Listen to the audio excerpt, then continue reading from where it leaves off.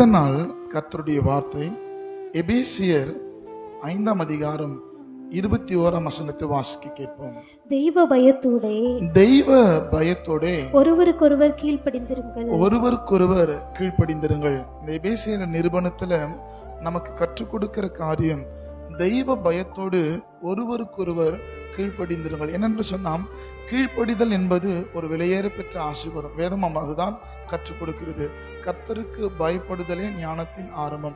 ஒருவேளை இன்னைக்கு நிறைய பிள்ளைகள், நிறைய விசுவாசிகள் மனுஷனுக்கு பயப்படுகிற மாதிரி போல தன்னை பாவித்துக் கொள்கிறாங்க. ஒருவேளை மனுஷனுக்கு பயப்படுகிற அந்த பயம் கண்ணியை வருவிக்கும். ஆனால் தெய்வ பயத்தோடு கூட நீங்கள் கீழ்ப்படிந்தவர்களாய் இருப்பீர்கள் என்று சொன்னால், நிச்சயமா அந்த கீழ்ப்படுதல் ஒரு பெருத்த ஆசீர்வாதம் உங்க வாழ்க்கையில கர்த்தர் செய்வதற்கு தேவன் உண்மையுள்ளவராக இருக்கிறார்.